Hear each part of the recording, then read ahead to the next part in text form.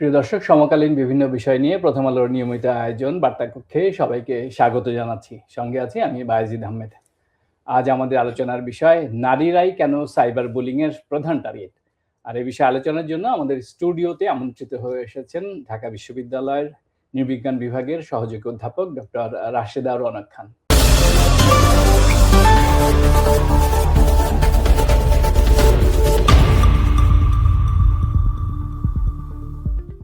আমাদের আজকের আলোচনার টপিক নারীরাই কেন সাইবার বুলিং এর প্রধান টার্গেট। অনেকেই টার্গেটের মধ্যে পড়েন, পুরুষরা তো পড়েন রাজনৈতিক ধর্মীয় নানান বিভেদের কারণে। সবচেয়ে বেশি টার্গেটের শিকার হন নারীরা। কেন?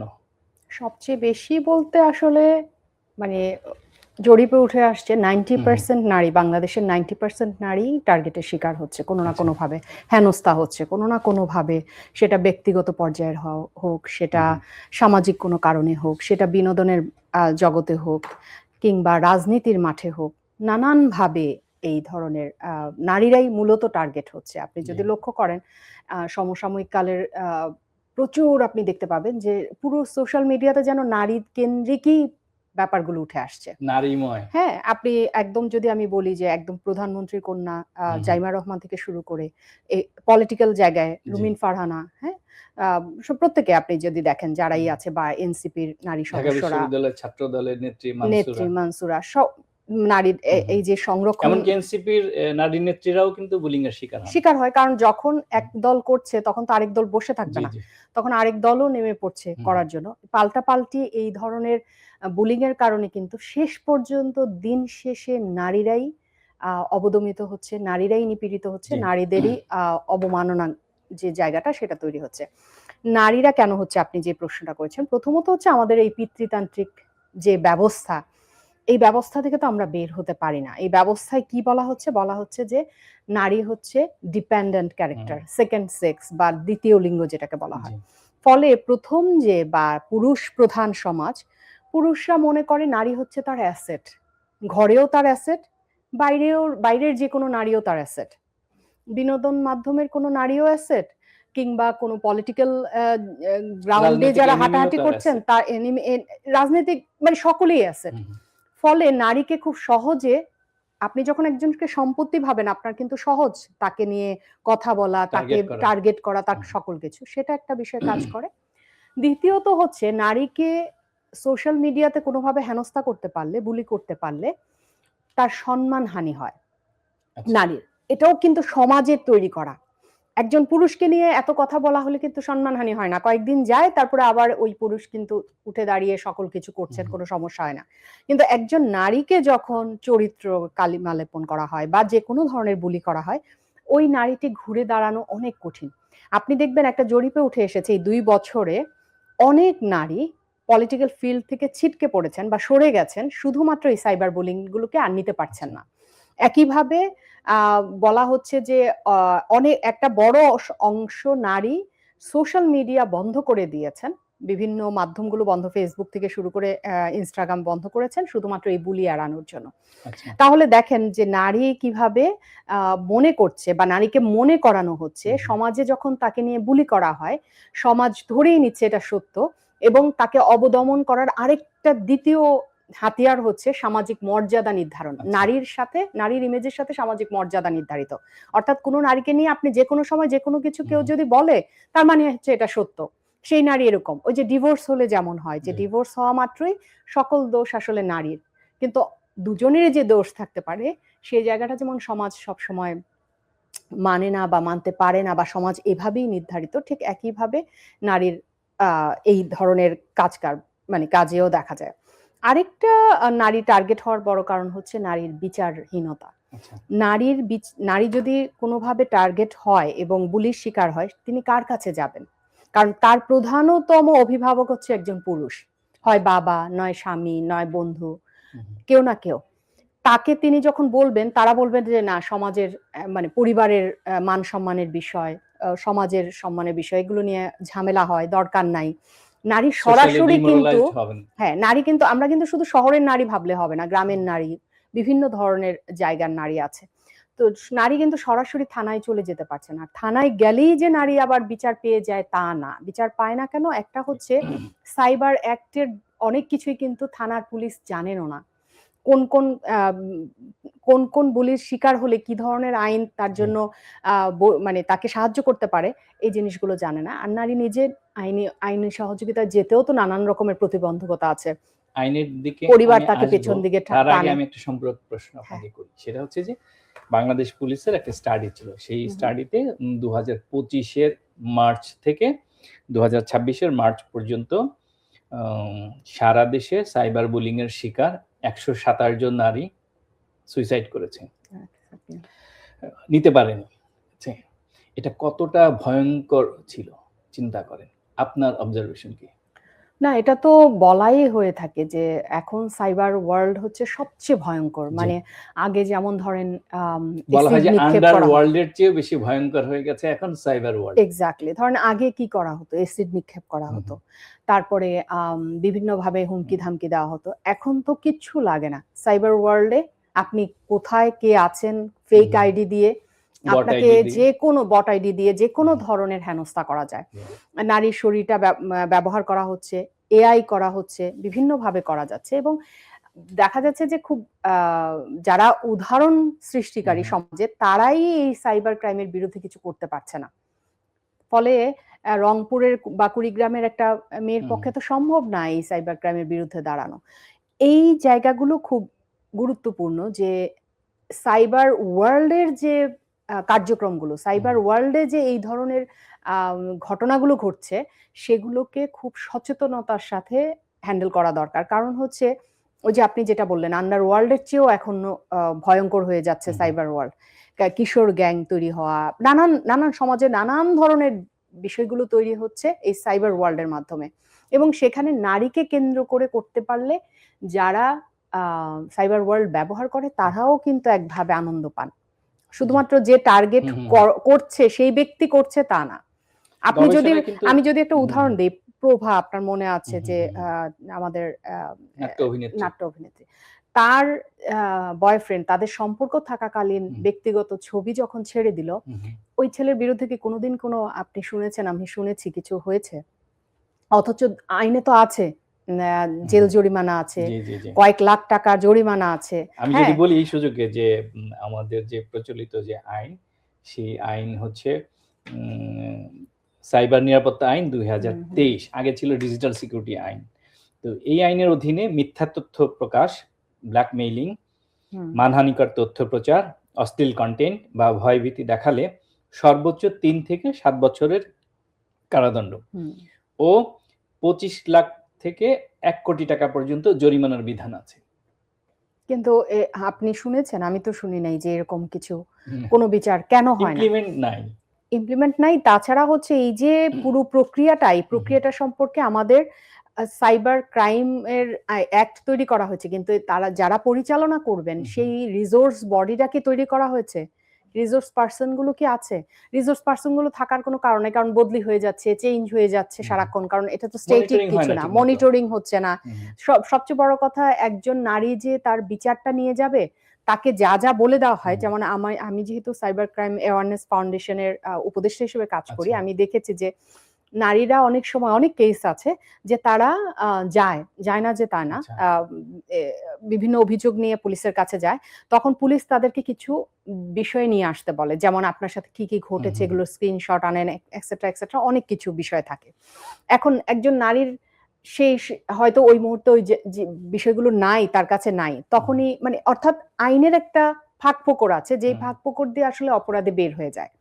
ফলে একদিকে হচ্ছে রিসোর্স পার্সন নাই, একদিকে হচ্ছে নারী তার সরাসরি যেতেও পারছে না, সবসময় সকল ক্ষেত্রে যেতে পারছে না সমাজের ভয়ে, কিংবা ওই যে বললাম গার্জিয়ান কি বলবে, বাবা বা ভাই বা হাজবেন্ড তো এটা মেনে নিবে না, এবং তৃতীয়ত হচ্ছে আইনের ফাঁকফোকর দিয়ে বের হয়ে যাচ্ছে। এটা একটা বড় বিষয়। নারীরা যখন সাইবার বুলিং এর শিকার হয় তখন যে বিষয়গুলো ফোকাসড হয় সেগুলো হচ্ছে অবভিয়াসলি বডি শেমিং, নারী কেমন দেখতে, মোটা নাকি চিকন, কালো নাকি ফর্সা, লম্বা নাকি বেটে, তার বয়স, নানান ধরনের যে লিঙ্গ ভিত্তিক যে বৈষম্য সেগুলো আসে, গায়ের রং তো অবশ্যই বললাম, আর হচ্ছে ধর্ম, এগুলোকে কেন্দ্র করেই এই সাইবার বুলিং এর শিকার হচ্ছেন নারীরা। তো প্রশ্ন হচ্ছে যে তাহলে নারীদের কি সেফগার্ড থাকবে না? সেটা কিভাবে নিশ্চিত করবে? রাষ্ট্র কিভাবে করবে? সমাজ কিভাবে করবে? প্রথমত হচ্ছে নারীর, আমি যদি বলি, আমি জানি না কথাটা শুনতে খারাপ শোনালেও এটা আমাকে বলতে হবে, সেটা হচ্ছে নারীর সেফগার্ড নারী নিজেই। আচ্ছা। এই সচেতনতা তৈরি করতে হবে রাষ্ট্রকে। রাষ্ট্র কিভাবে করবে? তার শিক্ষা ব্যবস্থার মাধ্যমে করবে। এই যে আইসিটি পড়ানো হচ্ছে প্রতি ক্লাসে, আমি জানি না কয়টা আইসিটি বইয়ে লেখা আছে যে মেয়েরা কিভাবে তাদের প্রাইভেসি রক্ষা করবে। মেয়েরা বলে না, মানুষ কিভাবে আইসিটিতে প্রাইভেসি রক্ষা করবে, এটার জন্য হয়তো কিছু জিনিস আছে। কিন্তু একটা মেয়ের প্রাইভেসি রক্ষার ক্ষেত্রে কি ধরনের সচেতনতা দরকার, এই সচেতনতামূলক বিষয়গুলো পাঠ্যক্রমে থাকতে হবে, প্রতি ক্লাসে থাকতে হবে। মেয়েরা নিজেদের যদি, কারণ কি সাইবার ওয়ার্ল্ডটা এমন, এটা তো একদম ওপেন। হ্যাঁ, আপনি ঘরে কি করছেন না করছেন এটাও চাইলেও দেখানো যাবে। এখন একটা টিনেজ বাচ্চা তাই তো ক্লাসে এইভাবে একদম সরাসরি আছে বলে আমি জানি না। একটা টিনেজ বাচ্চা সবে মাত্র সে একটা শৈশব থেকে বেড়ে উঠছে, তার ভেতরে কিন্তু অনেক চাঞ্চল্য আছে, তার ভেতরে অনেক কিছু দেখানোর ইচ্ছে আছে, উদ্যমতা আছে। হ্যাঁ, তার মধ্য থেকে বাইরে থেকে যদি হাতছানি আসে সেটার জন্য, সে কিন্তু তৈরি না তার এই উচ্ছলতা, তার এই উদ্যমতাকে কিভাবে তার মতো করে সাইবার ওয়ার্ল্ডে চলতে হবে, সেটার জন্য সে তৈরি না। সেই জায়গাটা তৈরি করতে হবে যে কি কি বিষয় আসলে আমি দেখাতে পারি, কি কি বিষয় আমি দেখাতে পারি না। সে যেই হোক, আমার কাজিন হোক, আমার খুব ক্লোজ ফ্রেন্ড হোক, আমার যেই হোক সে, আমি কি পর্যায়ে ছবি ব্যবহার করতে পারি, ভিডিওতে আমি কি পর্যায়ে থাকতে পারি, হ্যাঁ কতটুকু থাকতে পারি, এগুলো তো ছোটদের তো দূরের কথা, বড় বড় মানুষদেরও কিন্তু এই অ্যাওয়ারনেস ফাউন্ডেশনে কাজ করতে গিয়ে দেখলাম যে অনেক বয়স্ক নারীরাও এই ফাঁদে পা দিচ্ছেন। এবং পা দেওয়ার ফলে কি হচ্ছে, আপনি যখন একবার পা দিয়ে ফেলবেন, আপনাকে বারবার ব্ল্যাকমেইলিং করা হচ্ছে। অনেকগুলো ঘটনার মধ্যে একটা এসেছে, ঢাকা শহরের অনেক বিদ্যালয়ে মেয়েদের বাবা মারা মাসিক মানে মান্থলি একটা টাকা দিতে হয় তার এক্স বয়ফ্রেন্ডকে বা সামহাও যেই ছেলেটা তাকে ব্ল্যাকমেইল করছে তাকে, কারণ নাইলে প্রতি মাসেই বলা হচ্ছে যে এটা ওপেন ছেড়ে দেওয়া হবে নেটে। তখন বাবা মারা কি বাচ্চাদের পড়াশোনার খরচ চালাবে, ওই মেয়ের পড়াশোনার খরচ চালাবে, নাকি এই টাকাটা দেবে? তাহলে মেয়েদের অন্যদিকে তো তাকে টেনশনের মধ্যে থাকতে হয়, টেনশন, মেন্টাল স্ট্রেস, সেটা আসছি। এটা ফলে হচ্ছে দেখেন আপনি মেয়েদের কি পরিমাণ নিজেদের সচেতন হওয়ার জায়গাটা থাকে।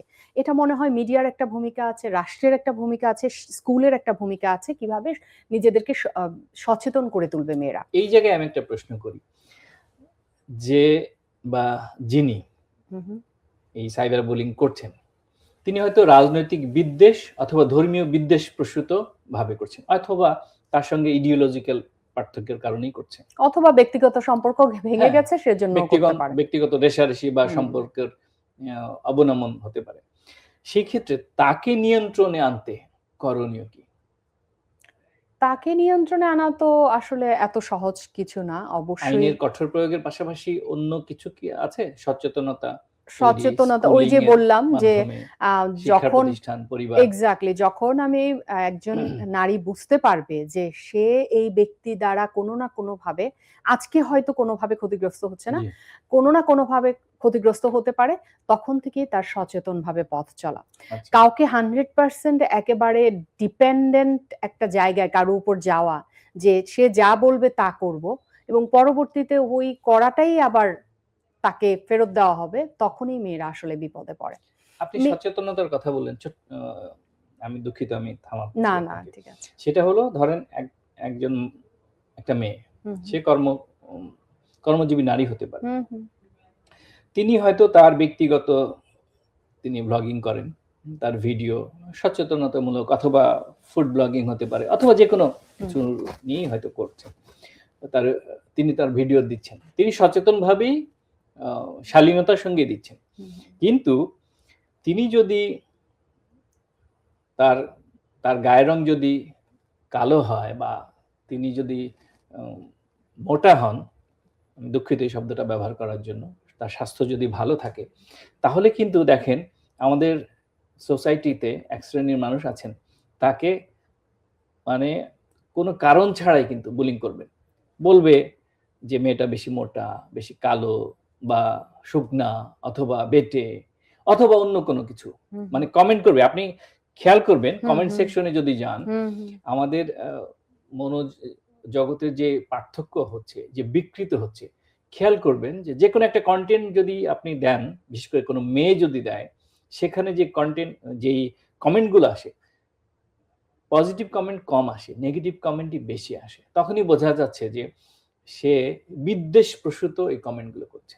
সেক্ষেত্রে কি করবেন?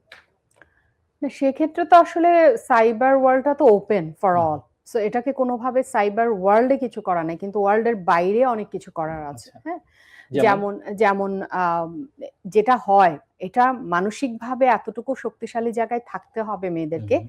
যে তাকে যাই বলা হচ্ছে তাকে আসলে ডিমিন করার জন্য বলা হচ্ছে। আচ্ছা। তিনি যে কাজটা করছেন এই কাজটা যিনি লিখছেন তিনি আউট অফ জেলাসি অথবা হুম, আহ, এক ধরনের সে করতে পারছে না বলে করছে, হুম, হুম, এই আত্মবিশ্বাসটা রাখতে হবে। আর সবচেয়ে বড় কথা হচ্ছে এর জন্য সাইবার অ্যাক্ট, আবারও বলছি যে হুম, হুম, সাইবার অ্যাক্ট যদি আমাদের অ্যাক্টগুলো শক্তিশালী হয় এবং পুলিশ সচেতনভাবে কাজ করতে পারে, নিজেরা হুম, হুম, সচেতন হন, তখন তাদের বিরুদ্ধে আম অবশ্যই কোনো না কোনো পদক্ষেপ নেওয়া যায়। ব্লক করে দেওয়া যায়, হুম, ব্লক হুম, করার সিস্টেম আছে। নানান ধরনের বিষয় আছে। তবে এটাও সত্য যে আমাদের জাতিগতভাবে আমরা হুম, হুম। খুব মানে অন্য জাতিকে রেসিস্ট বলি কিন্তু আমরাও কিন্তু কম যাই না। জি। দেখবেন যে ছেলে হোক মেয়ে হোক, কেউ একজন স্বাস্থ্যবান হলে তাকে মোটু ডাকা হচ্ছে। হুম, হুম। হুম? যে আবার জিরো ফিগার তাকে কিন্তু পজিটিভ অর্থে জিরো ফিগার বলা হচ্ছে না। তাকে বলা হচ্ছে শুকনা, চিকনা, আচ্ছা, হ্যাঁ? আচ্ছা। চিকনি, মেয়ে হলে হুম, হুম। চিকনি, হ্যাঁ? এই যে সারাক্ষণ আমরা মানুষকে ডিমিন করতে আচ্ছা, বেশি আচ্ছা। বেশি আগ্রহ বোধ করি। এটা বোধহয় আমাদের চরিত্রের মধ্যেই মিশে আছে। কাউকে ডিমিন করতে হবে, কাউকে হুম, নেগেটিভ কিছু বলতে হবে। আপনি যে কমেন্ট সেকশন এর কথা বলছেন, হুম, হুম, অনেক ভালো, ভালো ধরেন খুবই আম আ একেবারেই ধরেন theoretical আলাপ হুম, আলোচনা হুম, হুম। চলছে। সেখানেও দেখবেন পট করে বলবে যে, আপনার আম এটা কেমন? এটা এরকম কেন? সেটা এরকম কেন? এখানে এই বিষয় নিয়ে কথাই হচ্ছে না। এগুলো কি অর্থাৎ কিছু সাইকোলজিক্যাল মানুষ ডিসঅর্ডার? আছে, হ্যাঁ, কিছু মানুষ আছে সাইকো, সাইবার হুম। সাইকো মানে সাইবার ওয়ার্লড এ তারা থাকে আচ্ছা, শুধুমাত্র আচ্ছা। নানানভাবে মানুষকে পোক করার জন্য। হিউমিলিয়েট করার জন্য। হিউমিলেট করার জন্য, হুম, ডিমিন করার জন্য। আপনি একটা কাজ করছেন সেই কাজটাকে ছোট করে দেখানোর জন্য। হুম, হুম। কারণ আউট অফ দ্য মাইন্ড তার ভেতরে কাজ করে যে সে করতে পারছে না, আচ্ছা, আচ্ছা। আরেকজন হুম, করছে। হুম, সেই জায়গাটা হয়তো কাজ করে। আর কিছু আছে একেবারেই সাইকোলজিক্যাল জায়গা থেকে তাদের হুম, হুম। আসলে কাউন্সেলিং এর দরকার। তাদের চিকিৎসা দরকার। সেই জায়গাটাও কাউন্সেলিং এরও ব্যবস্থা করাটা জরুরি। ডক্টর রৌনক, আপনি তো ঢাকা বিশ্ববিদ্যালয়ে শিক্ষকতা করছেন নৃবিজ্ঞান বিভাগে। আ ঢাকা বিশ্ববিদ্যালয়ের অনেক ঘটনা প্রতিদিন অলমোস্ট সোশ্যাল মিডিয়ায় যারা আমরা সরব আছি তারা খেয়াল করছি যে রাজনৈতিক বিদ্বেষের কারণে সোশ্যাল মিডিয়াতে ঢাকা বিশ্ববিদ্যালয়ের প্রচুর অ্যাক্টিভ ছেলেমেয়েরা, বিশেষ করে ছাত্র সংগঠনের যারা অ্যাক্টিভ নেতাকর্মী, তারাও নানানভাবে বুলিং এর শিকার হন। মেয়েরা তো হনই। যে অ্যা এইটার প্রতিরোধে বা এই ক্ষেত্রে তাদের কাউন্সেলিং এর জন্য ঢাকা বিশ্ববিদ্যালয়ের পক্ষ থেকে কোনো উদ্যোগ অতীতে নেয়া হয়েছে কিনা বা বর্তমানে আছে কিনা? ঢাকা বিশ্ববিদ্যালয় টিএসসি তে এই ধরনের কাউন্সেলিং এর ব্যবস্থা আছে। এছাড়া আমাদের কি নাম সংগঠনের? মনোবিজ্ঞান সাইকোলজিক্যাল ডিপার্টমেন্ট হুম, গুলো হুম, আছে। এছাড়া নসিরুল্লাহ একটা ক্লিনিক্যাল সাইকোলজির আ পুরোপুরি একটা অফিসই আছে। হুম, হুম, সেখানে চাইলে ছাত্রছাত্রীরা নিতে পারে। কিন্তু যা হয় আরকি ক্লাসের হুম, ফাঁকে এই জায়গাগুলোতে যাওয়া, হুম, নিয়মিত কাউন্সেলিং করা, এই পুরো প্রক্রিয়াটাতে অনেকেই আচ্ছা। সাইবার সাইবার ওয়ার্লড এ যারা ব্যাড কমেন্ট করেন বা হুম, ওই যে বট বাহিনীর কথা আপনি হুম, যেটা হুম, ইঙ্গিত করছেন, তারা আসলে নিজেরা কি জানে তারা ক্রাইম করছে? এটা হচ্ছে সবচেয়ে বড় প্রশ্ন। আচ্ছা। আমি যদি না জানি যে হুম, আমি হুম, কি করছি, তাহলে আমি কিভাবে সাইকোলজিক্যাল ধরেন আপনি পুরো ঢাকা ইউনিভার্সিটি আ কাউন্সেলিং সেন্টার করে ফেললেন, তাতেও তো লাভ হবে না। কারণ ওই ব্যক্তি তো ভাবছেই না যে তার ওখানে যাওয়া দরকার। কারণ তিনি এমন কিছু অসুস্থ কাজ করছেন এবং ফেক আইডি দিয়ে করছেন বা নিজের পরিচয়কে গোপন রেখে করছেন, যেটা আসলে অসুস্থতা মানে শুধু না, এক ধরনের নিম্নমানের কাজ। এবং সবচেয়ে বড় কথা ব্যক্তিত্বহীন এবং হুম, নিজের নিজের কাছে নিজের ছোট হওয়ার মতো বিষয়। মানে আপনি ব্যক্তি মানুষ যখন নিজেকে প্রকাশ করতে পারবেন না, হাইড করে আপনাকে কোনো কিছু করতে হবে, তখন তো আপনি নিজের কাছেই নিজে ছোট হওয়ার প্রশ্ন আসে। তো এই পুরো প্রক্রিয়াগুলো, এই ব্যক্তিত্বের জায়গাটা যিনি বুঝেন না, তিনি কি করে আবার বুঝবেন তার সাইকোলজিক্যাল সমস্যা আছে কি নাই? ওইজন্য তাদেরকে আসলে কোনো না কোনোভাবে যারা বুঝতে পারে, তাদের আশকারা না দিয়ে তাদেরকে নিয়ে যাওয়া উচিত সেসব সেন্টারগুলোতে। এইটা তো একটা ধরেন কাউন্সেলিং এর পার্ট, কিন্তু এমন আলোচনা আপনি বছরের পর বছর ধরে শুনে আসছেন। আমি তো অবশ্যই শুনছি যে বাংলাদেশে কোনো রাজনৈতিক দল ও সংগঠন তারা তাদের বোনাফাইড কিছু কর্মী রাখেন, তাদেরকে মাসিক মানে প্রতি মাসে টাকাও দেওয়া হয় এগুলো করার জন্য। বট আইডি তাদেরকে দিয়ে খোলা হয় এবং সেই আইডি দিয়ে রাজনৈতিকভাবে বিপক্ষ যারা তাদের নেতাদের সন্তানদেরকে ক্রমাগতভাবে বুলিং করা, খণ্ডিত ছবি, হয়তো মাথা অর্ধেক আছে, বডিটা অন্য কারো, অথবা প্লেসটা অন্য কোথাও, তারা এডিট করে, সুপার এডিট করে সেই ছবিগুলোর মধ্যে ব্যাকগ্রাউন্ড মিউজিক দিয়ে নানানভাবে তারা হিউমিলিয়েট করে ছেড়ে দিচ্ছে। তো আপনি ধরেন কাউন্সেলিং করলেন ক্লাসে, কিন্তু যেই ছেলেটা রাজনৈতিকভাবে সে বোনাফাইড, সে ফাইন্যান্সিয়ালি বেনিফিটেড হচ্ছে এবং তার তো রাজনৈতিক ফিলসফি আছে, তাকে কিভাবে আপনি এই মানসিকতা পরিবর্তন করবেন? দেখুন, প্রথম কথা হচ্ছে কোনো রাজনৈতিক ফিলোসফিতে বিশ্বাস করা, হ্যাঁ? যেকোনো রাজনৈতিক ফিলোসফিতে বিশ্বাস করা ছেলেমেয়ের পক্ষে এই বট বাহিনী হওয়া সম্ভব না। আমার ধারণা তারা শুধুমাত্র টাকার বিনিময়ে হন। আচ্ছা। আর রাজনৈতিক ফিলোসফিতে যদি হয়ে থাকে তাহলে বলতে হবে ওই রাজনৈতিক ফিলোসফি পচন ধরেছে। ওই রাজনৈতিক ফিলোসফি এত ঘৃণিত যে সে তার পরিচয়টাই দিতে পারে না। এটা তো আরো মারাত্মক ক্ষতির বিষয়। মুনাফিকি। মুনাফিকি। এখন আপনি বলেন যে যেই কাউন্সেলিং তো দূরের কথা, সে শুনছে না এবং রাজনীতির তাদের মূল উদ্দেশ্যটা কি? এই ধরনের রাজনৈতিক ফিলোসফির মূল উদ্দেশ্য হচ্ছে রাজনীতির মাঠ থেকে নারীকে উধাও করে দিবে। কারণ তারা হয়তো বিলিভই করে না যে রাজনীতিতে নারী থাকবে। নারীর হচ্ছে ঘরের জন্য। নারী হচ্ছে শুধুমাত্র ঘরে থাকবে, গৃহস্থালিতে থাকবে, রান্নাবান্না করবে, পুরুষ ঘরে আসলে তাকে রান্না করে খাওয়াবে। সেখানে নারী ঘরের বাইরে যাবে কি জন্য? তো ঘরের বাইরে অর্থাৎ অন্তত আয় রোজগারের সাথে থাকলে ঠিক আছে, কিন্তু রাজনীতির মাঠে অর্থাৎ নীতি নির্ধারক মহলে নারী যাবে, এটা তারা যারা নিতে পারেন না তারাই আসলে এই ধরনের ফেক আইডি খুলে নারীকে এমন ভাবে হেনস্থা করেন যেন সেই নারী আর বের না হয়। এবং তারা কিন্তু অনেক ক্ষেত্রে সফল। আপনি দেখেন এখন রাজনৈতিক মাঠে কয়জন নারীকে পাবেন? কয়জন নারীর ভয়েস আপনি শুনতে পান যারা খুবই স্পন্টেনিয়াস, আত্মবিশ্বাসের সাথে কথা বলছে? আমরা ইলেকশনের আগে পরে ব্যারিস্টার রুমিন ফারহানাকে নানানভাবে বুলিং এর শিকার হতে দেখেছি। এক্স্যাক্টলি। এবং ধরেন এখন রুমিন ফারহানার ক্ষেত্রে যেটা হয়েছে, তিনি স্বতন্ত্র থেকে আছেন বলে তিনি এভাবে কথা বলতে পারছেন। আজকে যদি তিনি শেল্টার নাই কোনো রাজনৈতিক শেল্টার, একদিকে যেমন শেল্টার নাই, আরেকদিকে তিনি কিন্তু open to talk anything from any kind of perspective, যে কোনো পার্সপেক্টিভ থেকে তিনি কথা বলতে পারছেন, যেটা একটা দলে থাকলে আবার অনেক ক্ষেত্রেই সম্ভব হতো না। সে দলের একটা চেইন অফ কমান্ড আছে, অনেক বিষয় আছে, হ্যাঁ, সেই জায়গাগুলো হয়তো ওনার নাই। কিন্তু কথা হচ্ছে তাকে কি পরিমাণ বুলির মধ্য দিয়ে যেতে হয়েছে, এবং এখন বাংলাদেশে কয়জন নারীর পক্ষে সম্ভব এই বুলিগুলোকে গ্রহণ করে বা একসেপ্ট করে বা কি বলা যায় হজম করে সামনের দিকে এগিয়ে যাওয়া? যতদূর আমরা জানি রুমিন ফারহানা মেন্টালি খুবই স্ট্রং একজন নারী। শুধু তাই না, আজকে যদি এরকম সবাই না, আজকে যদি ধরেন তার একজন সঙ্গী থাকতেন, পার্টনার থাকতেন, তিনি হয়তোবা তাকে দিতেন না, তার পার্টনারের ফ্যামিলি তাকে দিতেন না, বলতেন যে না আমাদের সমাজ, ওই যে বলেছি সামাজিক মর্যাদা, আমাদের সমাজ মুখ দেখানো যাবে না, আমাদের এইটা হবে না সেটা হবে না, অনেক কিছু আসতো। অর্থাৎ পিতৃতান্ত্রিক সমাজ ব্যবস্থায় পরিবারের যে কাঠামো, সেই কাঠামোতে থেকে একজন নারীর আসলে এই ধরনের সাইবার বুলিং এর মুখে পড়েও বারবার উঠে দাঁড়ানো এবং আত্মবিশ্বাসের সাথে কথা বলাটা অনেক কঠিন, যেটা রুমিন ফারহানা পেরেছেন।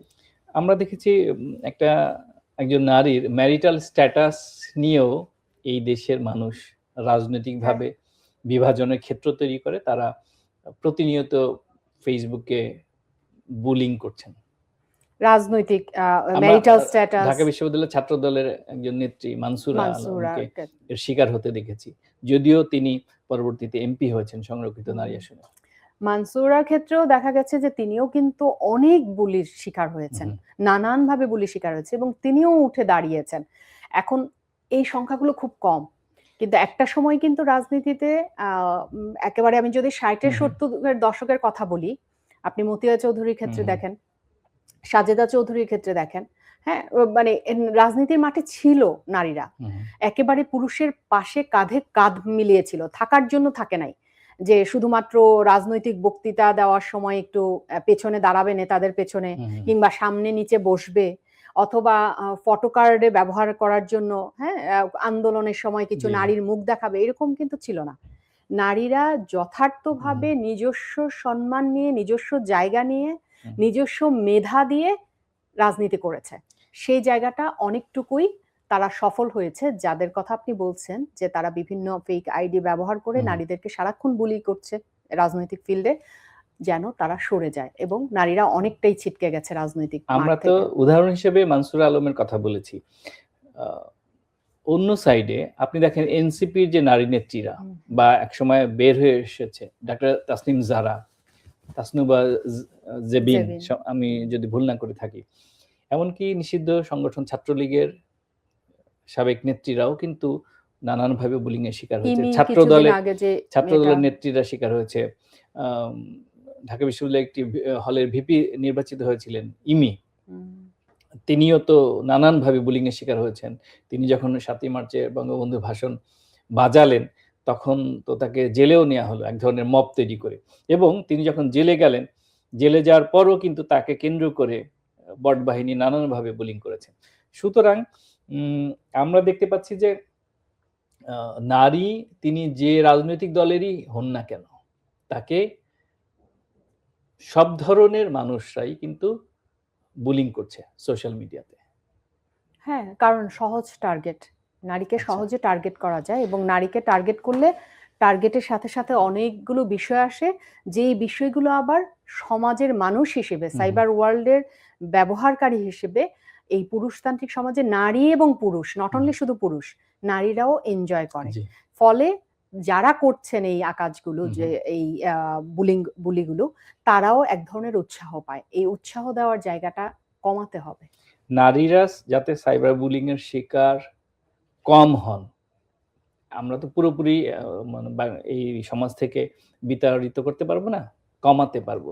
সেক্ষেত্রে করণীয় কি? আমরা একদম অনুষ্ঠানের শেষের দিকে চলে এসেছি। করণীয় প্রথমত হচ্ছে আমাদেরকে স্পেস দিতে হবে। নারী পুরুষ এই সমাজটা তো দুই পক্ষেরই, নারী এবং পুরুষ, কিন্তু এটা কেমন যেন শুধু পুরুষের থেকে যায়। যেমন আজকে ঢাকা বিশ্ববিদ্যালয়ে দেখেন প্রধানমন্ত্রী গিয়েছেন, যখন তিনি হাঁটছেন ক্যাম্পাসের বিভিন্ন জায়গা দিয়ে, আপনি কি দেখেছেন কোনো নারী আছে? অথচ ছাত্রদলের নারী নেত্রীও তো আছে, মানসুরা সহ আরো অনেকেই আছেন। তারা কোথায়? কারণ এই হাঁটার রাস্তাটা আসলে পুরুষের, এটাই বুঝা গেল, তাই না? কারণ তাদের নেতা গিয়েছে, ছেলেরা যেমন খুব উৎসাহ উদ্দীপনার সাথে নেতাকে দেখতে গেছে, মেয়েদেরও তো যাওয়ার কথা, কিন্তু এই যে পলিটিক্যাল ফিল্ডটা মেয়েদের জন্য না, এরকম একটা ব্যবস্থা তৈরি হয়ে যাচ্ছে। ফলে পলিটিক্যাল ফিল্ডটা বা সমাজটাকে নারী পুরুষের জন্য সমানভাবে করতে হবে এবং সাইবার ওয়ার্ল্ডটা চালানোর জন্য, সাইবার ওয়ার্ল্ডে পদচারণাটা নারীকে অনেক সচেতনভাবে পদচারণায় করতে হবে, যেন নারী নিজেকে সেফ রাখতে পারে। সাইবার নিরাপত্তা আইনের কিভাবে কঠোর প্রয়োগ করলে সাইবার বুলিংটা কমবে? এবং সাইবার নিরাপত্তা আইনটা কঠোর, এটা ওই যে নিরাপত্তা, আপনি আইন প্রণয়ন করতে হবে, আপনি শুধু রেখে দিলেন অ্যাক্ট, কিন্তু আজ পর্যন্ত কোনো উদাহরণ দেখানো যাবে যে এই সাইবার ক্রাইমের কারণে কেউ 5 বছর জেল খেটেছে, কেউ 50 লাখ টাকা বা 1 কোটি টাকা দিয়েছে? আমরা শুনি মানহানির মামলা হবে, তারপরে 1 কোটি টাকা দিচ্ছে বা 50 লাখ টাকা দিচ্ছে। তা ওই যে বললাম যে আমাদের সমাজে তো অনেক উদাহরণ আছে, কিন্তু কেউ আমরা দেখেছি যে রাজনৈতিক প্রতিপক্ষকে দমানোর জন্য সাইবার সিকিউরিটি একটা অতীতে বিভিন্ন সময় ব্যবহার করা হয়েছে, কিন্তু নারীরা প্রতিনিয়ত যেভাবে বুলিং এর শিকার হচ্ছে, তাদেরকে রক্ষার জন্য এই আইনের যে কঠোর প্রয়োগ বা আমরা বলি যে সার্ভিলেন্স, সেটা আমরা সেটা দেখা যাচ্ছে না। এবং এই প্রতিটা বিষয়ই খুব গুরুত্বপূর্ণ। আরেকটা হচ্ছে প্রভাবশালীদের বিরুদ্ধেও নারীরা কথা বলতে পারে না। হ্যাঁ, নানান কারণেই সাধারণত কি হয়, ব্যক্তিগত পর্যায়ের কথা বলছি আমি, ব্যক্তিগত পর্যায়ে সম্পর্কের ক্ষেত্রে প্রভাবশালীরা সাধারণত দেখা যায় এই ধরনের কাজগুলো করে থাকে। তখন নারী বা নারীর পরিবার ওই প্রভাবশালী পরিবারের ছেলের বিরুদ্ধে যেতে চায় না। এটাও কিন্তু এই অ্যাক্টের মাধ্যমেই সম্ভব, যে ঠিক আছে আইন তো তার পক্ষে থাকবে, পরিবার হয়তো পক্ষে থাকতে পারছে না, কিন্তু আইন যেন পক্ষে থাকে। এই সকল বিষয়ে মিলেই হয়তো এক সময় পরিবর্তন আসতে পারে যদি রাষ্ট্র চায়। আমরাও আশা করব যে সবাই আমরা সচেতন হব, আর আইনটা কার্যকরে নিশ্চয়ই আমাদের আইন শৃঙ্খলা রক্ষাকারী বাহিনী তারা আরো তৎপর হবেন এবং আমাদের মধ্যে সচেতনতা তৈরি হবে এবং আমাদের সমাজ থেকে নারীর প্রতি যে ঘৃণা, বিদ্বেষ এবং বুলিং সেটি কমে যাবে। অসংখ্য ধন্যবাদ এত চমৎকারভাবে বিশ্লেষণ করার জন্য। প্রিয় দর্শক, কথা বলছিলাম ঢাকা বিশ্ববিদ্যালয়ের নৃবিজ্ঞান বিভাগের সহযোগী অধ্যাপক ডক্টর রাশেদা রৌনকের সঙ্গে। আমরা কথা বলছিলাম নারীরাই কেন সাইবার বুলিং এর প্রধান টার্গেট এ নিয়ে। আজ যারা অনুষ্ঠানটি দেখতে পাননি তারা দেখতে পাবেন প্রথম আলোর ফেসবুক পেজ, ইউটিউব চ্যানেল এবং prothomalo.com এ। আর যারা সঙ্গে ছিলেন তাদের প্রতি ভীষণ কৃতজ্ঞতা। আগামীকাল একই সময় অন্য কোনো অতিথিকে নিয়ে অন্য কোনো বিষয়ে হাজির হব। ততক্ষণ সবাই ভালো থাকুন, নিরাপদে থাকুন আর প্রথম আলোর সঙ্গেই থাকুন।